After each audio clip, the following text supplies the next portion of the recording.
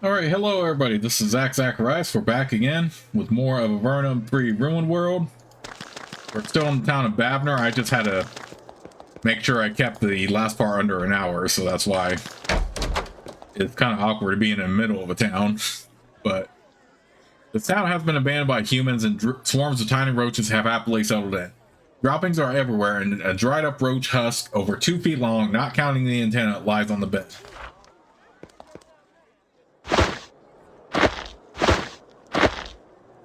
But yeah, I was going to cover this town and then save the game, but I was crunching on time there. You open the top drawer of the dresser, interrupting several cockroaches who were in the process of getting intimate. Okay, that's a bit too much information, but okay. The creatures had compressed themselves to a remarkable extent to fit themselves in the drawer. When they leap out, they unfold to full size. Whoops, I didn't mean to interrupt y'all getting busy, clearly.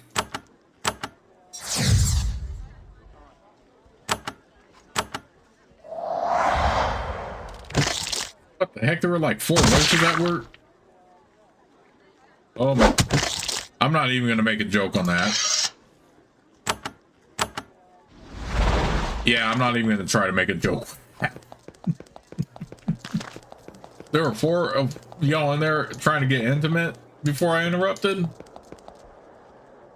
Yeah, like I said, I better not make a joke on that. You meet a young Anama priestess more than happy to take a break from looking over the fields and picking weeds. I'm Sela. What is your job here in Bavner? I look after things. I watch the crops, patrol the woods, that sort of thing. And let me tell you, I see some strange things. Do you enjoy working with crops? It is more interesting work than you could possibly imagine. She says, your delicate and well-tuned adventurous senses detect a touch of sarcasm. Why do you patrol the woods? We look for disease victims, giant spiders getting a little too close, roach infestations, that sort of thing. She looks around to make sure nobody's listening in, then leans close to you. Actually, the last few patrols, I've seen something very strange. What strange things have you seen? There are intelligent spiders in the woods, and what's more, they're friendly. They come and talk to me, and I give them little bugs in return. They're kind of sweet. Sweet, friendly, talking spiders. I know what you're thinking, but I'm not crazy. I tell you that there are intelligent spiders in the forest. They say they have a big lair somewhere, but they haven't told me where. They say they know all sorts of things about the roach plague. If you went and were nice to them, I'm sure they'd talk to you too. Can I buy... Thela smiles, pleased to continue her break from the constant toil. I'm here to serve all. Can I buy some food from you? I am sorry. Even if the crops were ready, we only have enough here for the Anama. I am sorry. Duly noted. I wonder if we were Anama, if she would sell something to us.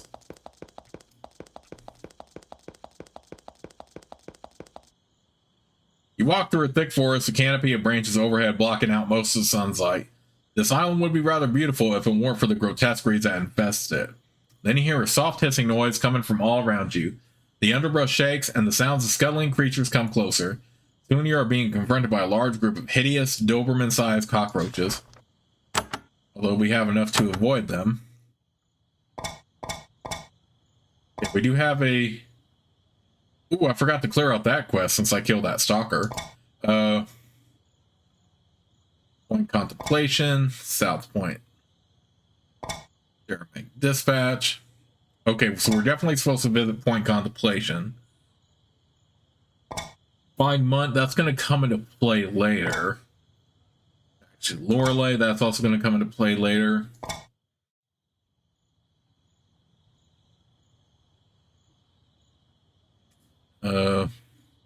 Jeremy Dispatch, that's also going to come into play later. Yeah, let's go ahead and collect our bounty and then go to South Point Light.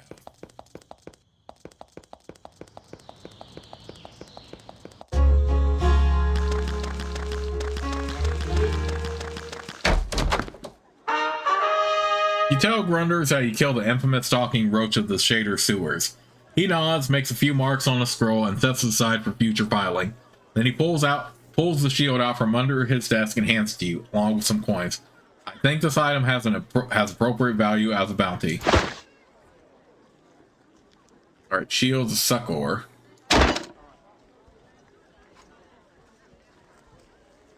The one we already have is already good. We'll put that away.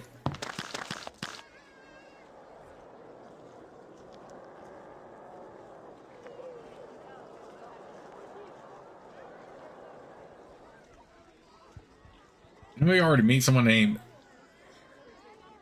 Cena? Yeah, we probably could take that one, but again, I don't want to focus too much on the job board right now. No jobs currently available. But let me go ahead and, before we head over to the South Point Lighthouse, let me go ahead and show you all what happens if you did say no to the Anama on all of them or the majority of them. I'm interested in joining the Anama. The reliance on magic permeates you too deeply. I am sorry. I wish you luck. Nonetheless, you may still have a glorious future. Well, whatever. I didn't want to join y'all anyway. I just wanted to show the audience what that was like. If the majority of your answers was no, or all of them. Let's go to the South Point Lighthouse now.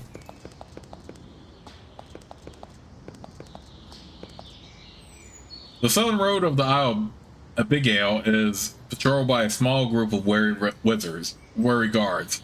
When they see you, they seem to consider speaking with you, then they think better of it. They walk by silently. A group of ogres and bears tromps out of the woods ahead. They're too clumsy to set a good ambush, so they just charge at you. Oddly, it seems like the ogres are following the bears' lead, not the other way around. These aren't normal bears, clearly they're Ursag.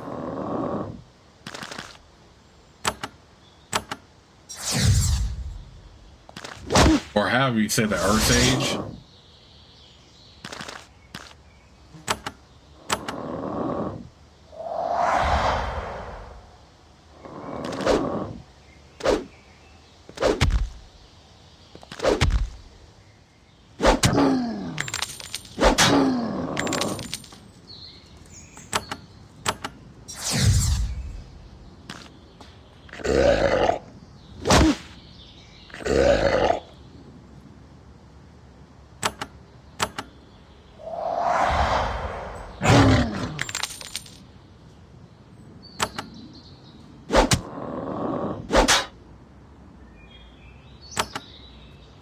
Bears defensively aren't super tough, but offensively they can do a lot of damage.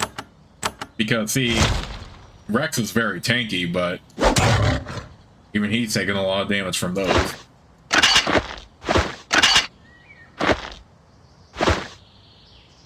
You examine the bodies of the bears. They are larger, misshapen, and lumpy. Most interestingly, they have unusually large skulls. They may have been intelligent bears, they were certainly nasty and cunning enough.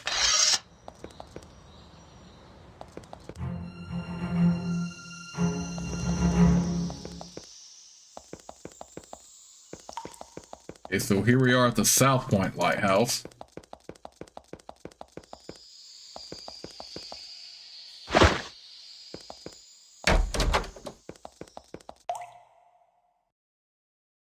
You meet the lighthouse keeper, a wiry, aging man with a misshapen face and a host of tiny scars on his hands and arms. He emits a loud, long belch, pats his belly, and chuckles. Excuse me, I'm Garnak. Is this lighthouse your responsibility? Yep, I take care of the South Point Lighthouse. Beats working. What do you need to do to maintain the lighthouse? There's a big fire upstairs. I throw a few sticks into it every day to maintain it. Ships don't founder on the rocks. I get fed, it's a living. But things are still running. If you stop by a shader, you can let them know we're staying afloat. Do you like working as a keeper? He grunts. I wouldn't be out here were it not for a few, well, indiscretions in my past. Can't do the old business, but the new business has its points. What kinds of indiscretions? He burps in irritation. Not a very tactful question, if I may say so. What points are those? He says enigmatically, the old skills are still active, if that's what you mean. I know you wouldn't have come out here if you weren't interested in some trading. He then belches it enigmatically. Let's do some trading. Based on what he offers you for sale, you would guess that Garnak has not always been on the same side as the law. Sell something. I don't need anything. Garnak belches a farewell.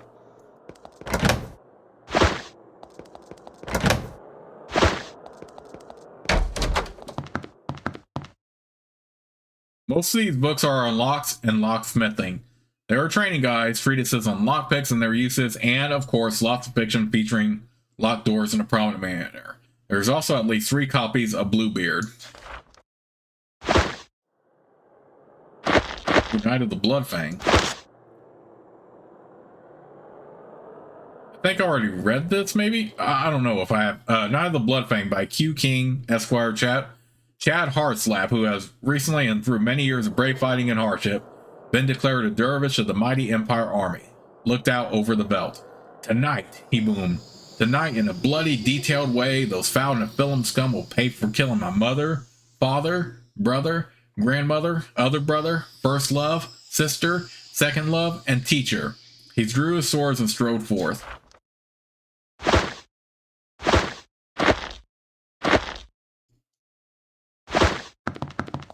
Okay, let's go ahead and head. Whatever this room was originally used for has been converted into a workshop dedicated to the care and crafting of crystals. Tiny flecks of quartz just drab the inside of your nose.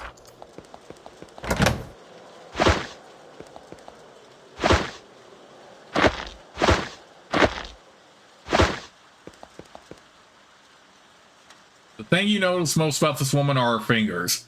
They're extremely long and nimble, and they move the crystals she is handling with perfect precision. I'm Elspeth. Welcome to my little shop. There are crystals on the counter all around her. What sort of shop is this? I work crystals. This is an excellent place for it. Out here, I can concentrate. She pulls out a large velvet-lined case and opens it. It's filled with an eye-popping variety of crystals. Aren't they beautiful? She winks at you. And they can be purchased if you are so inclined. This is an odd place to have a shop. I don't get visitors often, but it's safe and quiet. We very rarely have any trouble. What sort of trouble have you had? Well, I lost one of my crystals I was carving. A delicate spiral ready to be given a rare and powerful enchantment. I would gladly give one of my finest crystals to whoever returned it to me. Who do you think stole it? Sadly, I think it was Nakaros. He runs North Point Lighthouse. He visited us, and I noticed that the crystal was gone only after his departure. It saddens me. He is an odd fellow, but I didn't think he was a thief. How is he odd? He is a necromancer. He reanimates the dead and uses them as servants. Working in an out of the way place like a lighthouse is perfect for one with his unusual interest. Elspeth continues working on her crystals. Occasionally, she chips or splits one with a sharp implement. What visitors do you get? A month can go by, and the only people I see are the delivery girl and Garnak. What sorts of deliveries do you get? The Empire sends us food every month. Lately, the delivery girl has come guarded because of the roaches. So it goes. Do you know Garnak well? My husband. He's crude, crass, unethical, and gross, but I love him anyway. Well, sounds like a happy marriage to me, then. Can I purchase some of your crystals? Ooh, she even has a wisdom crystal. Nice. Elspeth seems somehow to have learned some of the crystal work and magical skills of Vantai. She is in no way their equal, but she can create some remarkable items. I don't need anything. Farewell. Watch out for evil bug. And we also are already familiar with an Elspeth and Avernum ourselves. I guess Jeff just went ahead and reused the name anyway.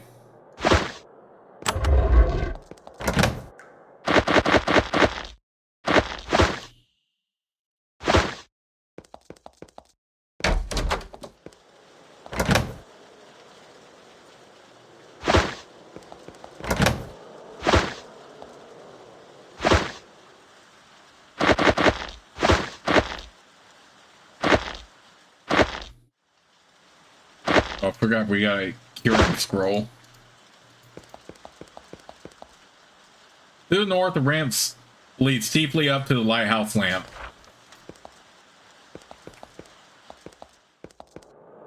You are halfway up the ramp to the lighthouse lamp.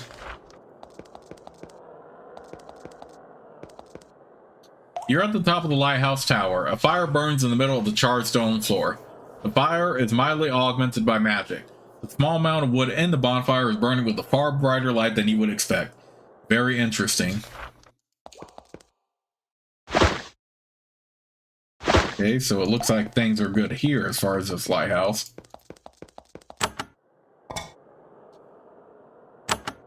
Have to go back to Mayor Bernathy for that.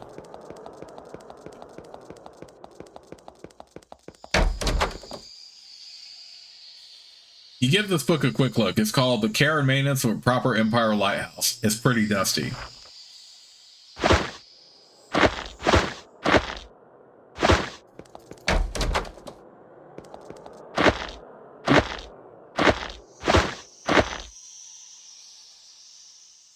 Honestly, I might be getting to a point where I can just go ahead and sell the wands and stuff like that.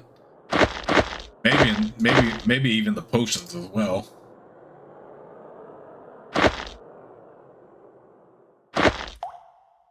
I think we'll hang on to these. We'll hang on to that for now. What?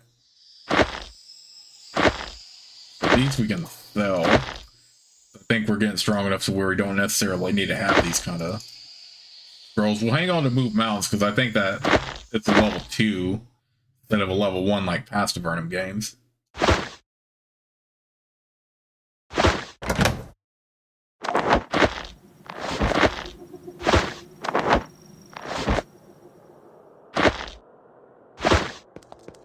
Let me go ahead and talk back to Bernathy.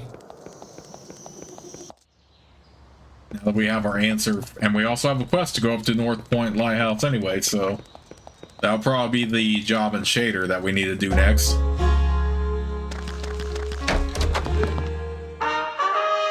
You tell the mayor about the status of South Point Lighthouse. Sounds like it is still working. Good. If it fails, many sailors will die. He pays you a pouch of silver coins. There may be more work for you. Check the board. In these troubled times, we need to rely on mercenaries to help with administrative details. We need to send someone to check up on the Isle of Bigail facilities. The cash bounty is offered to whoever can check with the keeper of North Point Lighthouse and make sure that it is still operating. Report to Mayor Bernathy of Shader. Okay, so we're going to head over to... Okay, but one thing I wanted to say real quick now that I thought about it is that if you wanted to join the Anama for a challenge of not using magic, I strongly suggest your party from the get-go is a priest-built party already. Like, you can still have 2 fighters in the front, but make them kind of like shaman-based, where they can cast spells, stuff like that, but also be strong warrior-wise, and just 2 regular priests. So you should already have a priest-built party from the get-go if you wish to join the Anama. And because it is a lot more difficult if you just join the Anama and then you had a magic user and you can't use it anymore. So I highly recommend that if you do want to go down the path of the Anama, that you already have a priest-built party. And you should only do it if you truly want to, and if you want the challenge of getting through the whole game without using magic at all. So the challenge is there if you want, and also if you want to join the Anama, then just say yes to all the priests that talk to you about their belief, stuff like that. So that is the easiest way. But my big piece of advice before you join the Anama is to already have a priest-built party already. And don't worry about armor, because priests can wear armor, like Celestia definitely can for me. So you don't have to worry about that. Mages cannot wear armor anyway. So even if you do have an all priest-built party, they can still wear armor just fine. But my suggestion for you to join the Anama and taking on the challenge of getting through the game without using magic is to, of course, like I said, already have a priest-built party already. Because you will get a huge buff to priest spells, but yeah, you can't use magic anymore as soon as you join. So only join the Anama if you are absolutely sure you want to and you want the challenge of going through this story without going through the game without using magic spells. So me personally, I personally do not care to join the Anama. I might do that in a future playthrough just to see what that's like, and if I can, and I may even do a recording of that as well, just to show people what it's like, but that won't be for a long while because I do want to move on after I complete this game. But personally, I don't really care to join the Inama anyway. But again, I might do a future playthrough where I do. But the reason why I don't care for the Inama is because my headcanon is that my group here, my canon group here, stays true to the principles of Avernum, and Avernum would not have survived without magic and stuff like that. I mean, yes, they do make strong points, and also, yes, magic does have its drawbacks, but magic still benefited the Avernites greatly, even if there is people who would use it for evil and all this other stuff. So that's the big reason why I prefer not to join the Inama. But if you want to, you can do that, and like I said, I might do that in an alternate playthrough. But my canon playthrough is, of course, me not joining the Inama. I'm saying true Avernite here.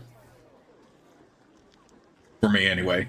But like I said, if you want to join the Inama, make sure you already have a priest-built party from the get-go. Mix of shamans and priests, and only join the Inama if you're absolutely sure you want to. And of course, say yes to all the priests that tell you about their beliefs. So that's how you join. Alright, let's go ahead and check on the North Point Lighthouse.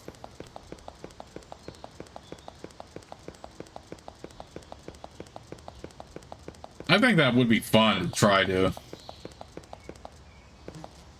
I think that would be fun, though, to try an Inama playthrough, where you do join. You spot a giant cockroach in the tall glass. It's about 4 feet long and has little dark brown spots on its back. Oddly, it's not doing anything, it's just watching you. As you turn away, the roach speaks to you. Its voice is high-pitched, perky, and friendly. It says, "You guys are neat. Bye," and scuttles off into the underbrush. You take a moment to convince yourself that actually happened. Weird.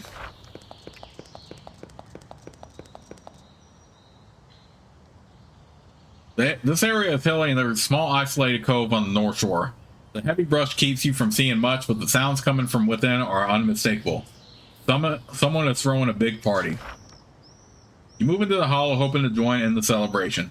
Unfortunately, the partiers are not humans, they're gremlins. As much as they're enjoying their liquor, they would clearly enjoy tormenting you more.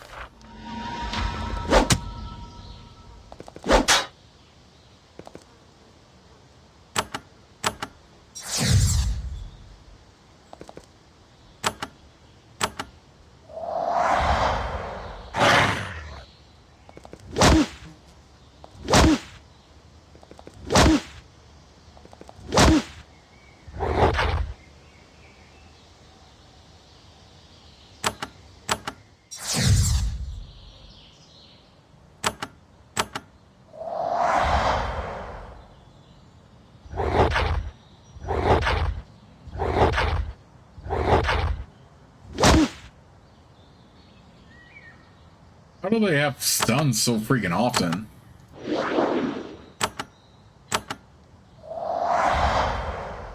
Fortunately, they're more focused on my fighters than they are about my spellcasters. Looks like Jordan and Celestia are both gonna have to carry this for them. They're just gonna have to tank.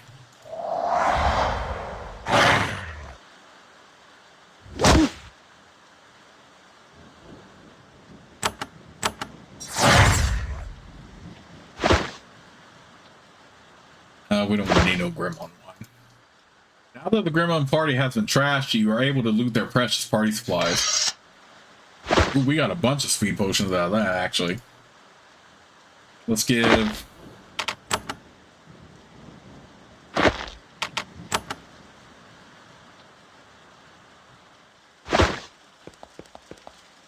The water to the north is deceptively shallow and jagged. Fortunately, a tall stone lighthouse has been built here with great effort to warn ships away from the danger.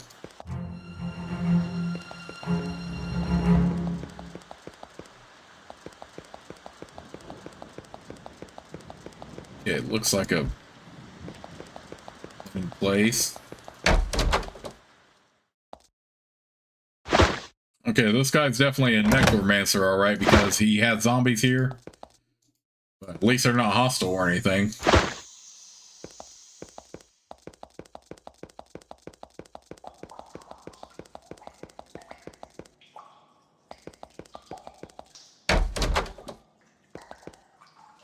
Skeleton storage. Please keep door closed. Well, I don't know if we can do that now. They are pretty nosy as adventurers. Can I get down there?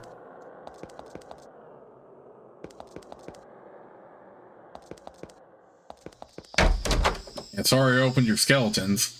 You are at the entry to North Point Lighthouse, the sole bastion standing between the ships that circle the Isle of Bigail and the jagged rocks in the water to the north. However, something is not right. The place has the stink of death, and the eerie sounds of shuffling, scratching, and gurgling emerge from the shadowy halls. If it weren't for the fact that the light above is going strong, you might think everyone inside was dead.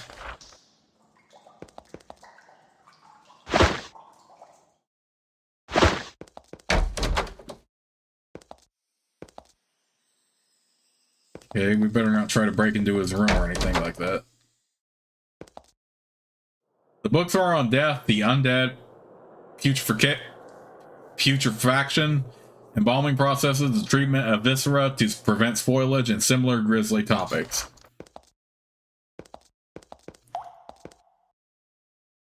At first, you think this is just another skeleton wandering these halls, his bones covered with tattered mage's robes.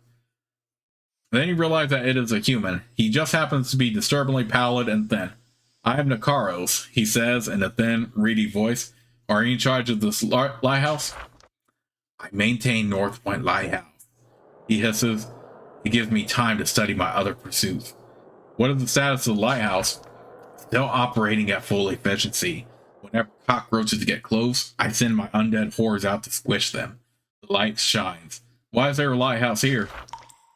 The Empire maintains this lighthouse to warn the passing ships of the nearby rocks. None of this is interesting, of course, compared to my studies of death.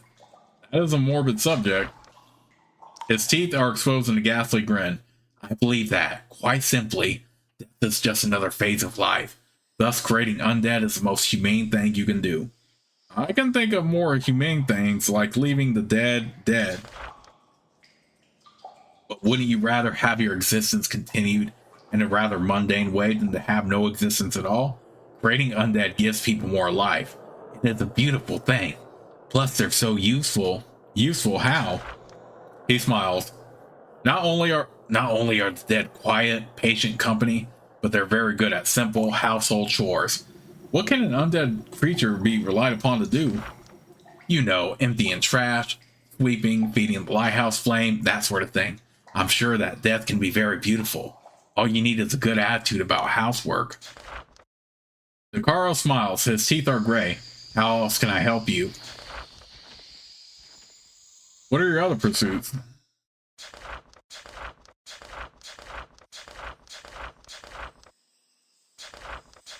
Okay, same dialogue as before. I guess the only option is to...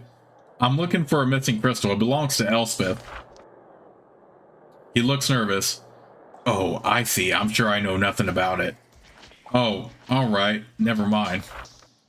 Yes, well, honest mistake. Good day. He shuffles away. I think he does something if, does something negative if you accuse him, so that's why I said, oh, never mind. We'll see if we can find it then. You're at the bottom of a stone ramp. It circles up to the chamber where the light is kept. Yeah, creepy little guy, but at least he keeps the lighthouse working. You reach the top of the lighthouse and immediately see how it works. There is a massive magical brazier.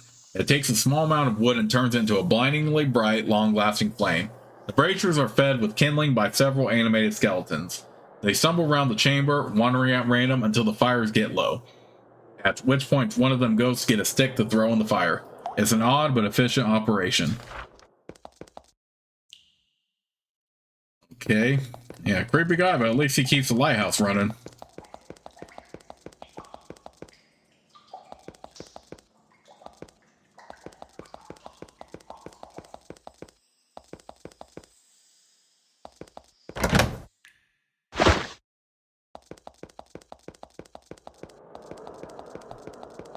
What's over here?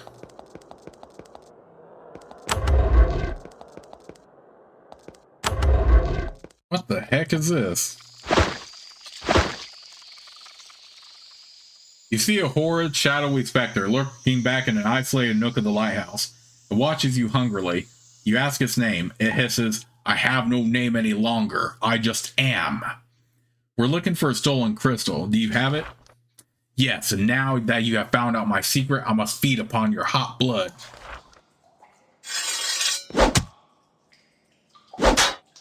What the heck? You physically hit him and then you get stunned? Wow, oh, that is bull. Okay, this fool's gotta die.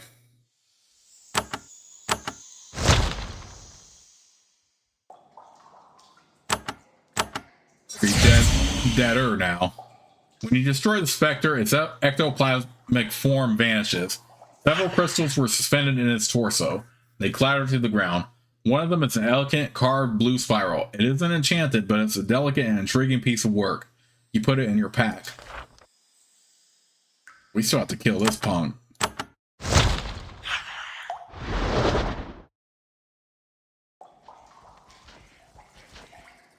God, I hate that. They're still stunned, but nothing we can do about that. Really? Kill him! Okay, that was actually my fault because I should have had him step to wherever Jordan was and then attacked instead of doing that.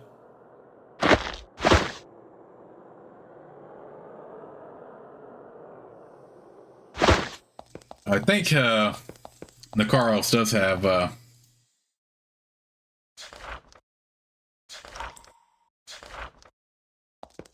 I thought he had additional dialogue. But I do know that if you accuse him, he does something negative to you, and I don't want to deal with that, so.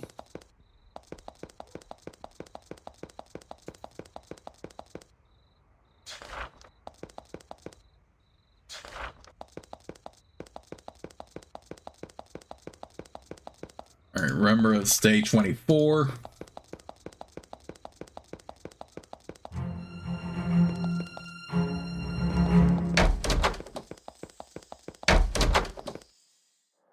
I found your crystal. A Spectre stole it, not Nakaros. She takes it gratefully. After a brief inspection to make sure that it is undamaged, she hides it away in a polished wood case. Finally, she gives you a pouch. As promised, this holds one of my best crystals. Safe travels to you, and thank you for your help. Okay. We gain a point into hardiness. He's already pretty hardy, so I'm not worried about that. So is Elena's. They don't need extra hardiness, so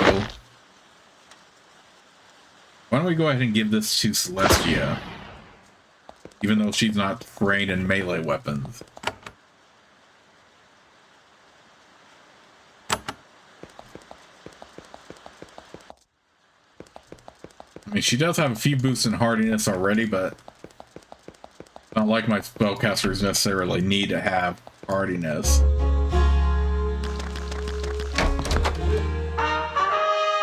You tell the mayor about the status of North Point Lighthouse. She shudders. It sounds like things are getting kind of weird up there. We'll have to look into it when the roaches are defeated. He pays you a pouch of coins and a scroll as a bonus. Okay, we're going to hang on to that sanctification ritual then. Good job. Let's go ahead and head up down here to Point Contemplation. Oh, wait, what's over here? Scroll Domination is a fine steel gauntlet.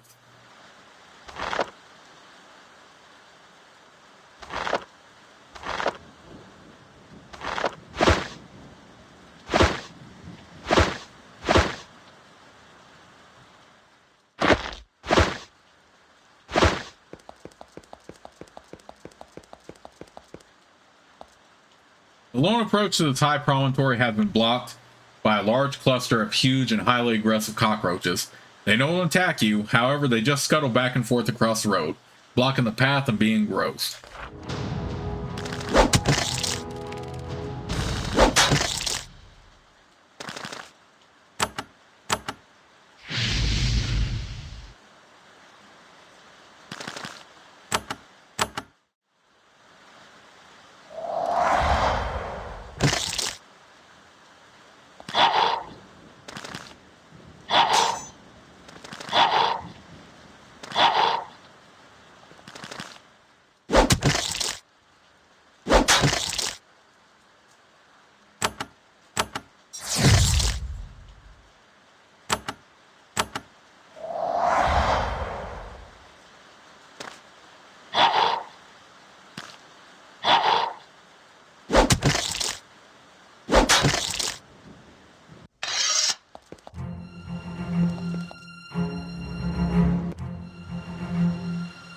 Okay, I thought I could get around there, but I guess not.